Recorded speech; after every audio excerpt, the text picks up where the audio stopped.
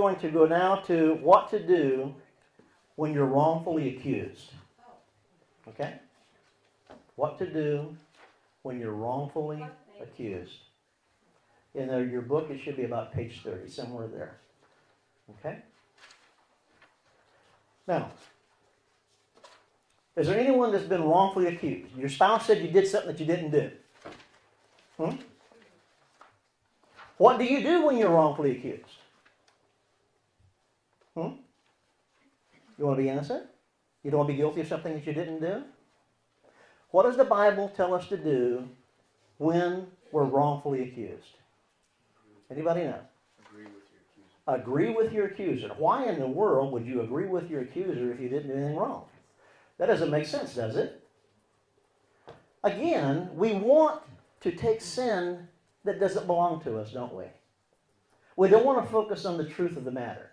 The truth of the matter is you are innocent. We talked about this in other teachings, right?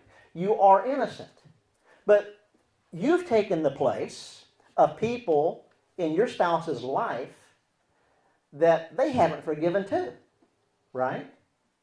And so you may be doing something similar to their mother. You may be doing something similar to their father, and they're triggered with you.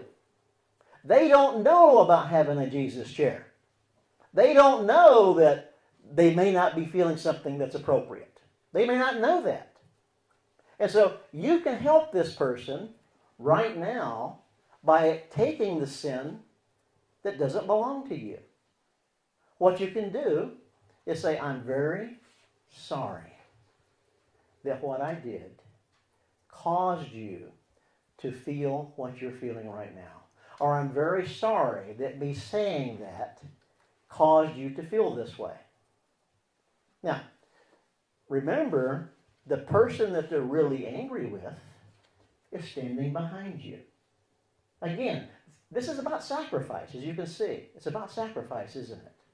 Because you're getting ready to take sin that doesn't belong to you so that your spouse or the other person, whoever this is, can be free.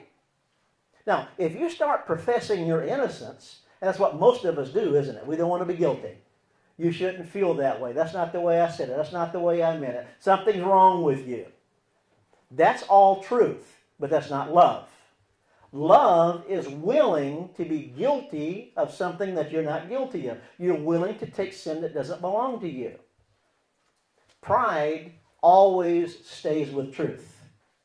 Humility says, it doesn't make any difference if I'm guilty or not.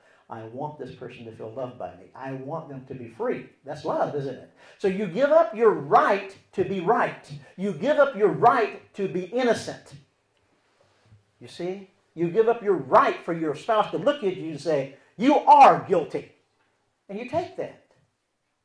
Because it doesn't make any difference if you're guilty or not. God knows you're innocent. Don't put your spouse above God. That's what most of us do, isn't it? We know that God knows that we're innocent, but to us it's more important that our spouse knows. And this is where the argument begins. Okay? We want to love our spouse perfectly where they were loved and perfectly before. Because, you know, the reason that they have this emotional trigger is most likely because they did not feel loved by someone in the past. Is that right? Someone in the past has loved them very imperfectly. And when they loved them imperfectly, just like us, we didn't know what to do when we were small, did we? How many knew at 5 years old that you were supposed to forgive your mom and dad? How many knew that? I didn't. And I don't know if hardly anybody does. I know most adults in church don't know that we're to forgive the other person that is for us. We don't know that. So when we're small, especially when we're loved imperfectly, we're going to have forgiveness issues because we don't know to forgive. So imperfect love results in us not forgiving, doesn't it? Now, what you want to do to this person is because you've taken the place of their mom, you've taken the place of their dad, you've taken the place of the person who loved them imperfectly, okay?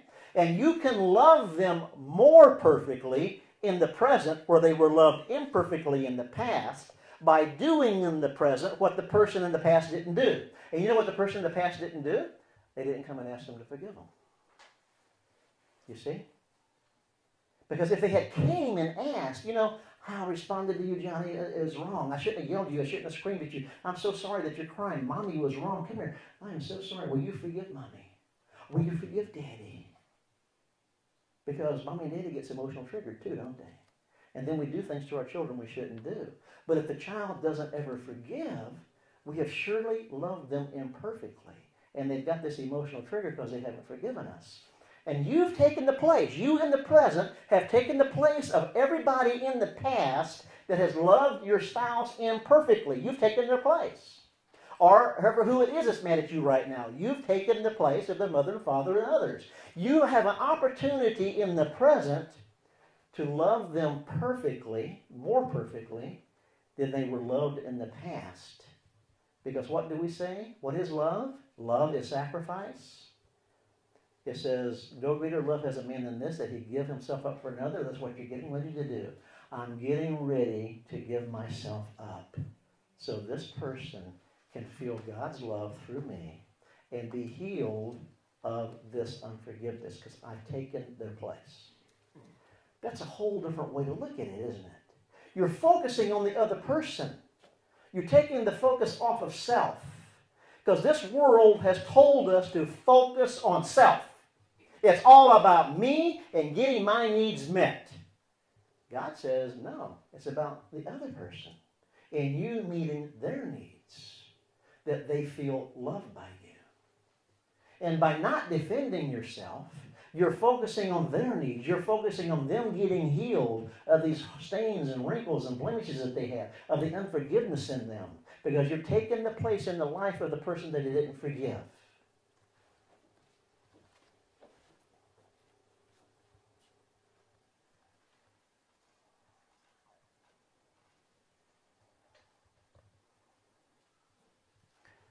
So, anytime that your spouse or someone else accuses you, according to God, you plead guilty.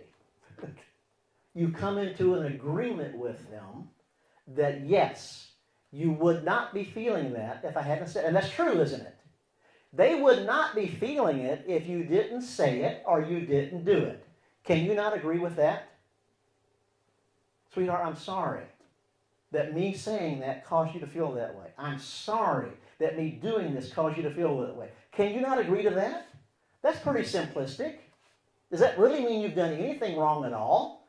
You're not confessing to sin. You're just saying you're agreeing with your accuser. Because your accuser is saying, you did it and I feel this way and it's your fault. There's truth in that. Now that's a small truth. That's a small truth because that small truth is that you didn't say it. If you didn't do it, they wouldn't feel it. That's a small truth. There's a bigger truth. They're triggered and it has nothing to do with you. Okay? That's a bigger truth. The bigger truth is you're innocent. But you want to focus on them being free instead of whether or not you're innocent, right? Isn't that what this is all about? The freedom of the other person feeling loved by you. Because, you know, that's what this is all about. We talk about it's all about love. And love is sacrifice. Sacrificing for each other.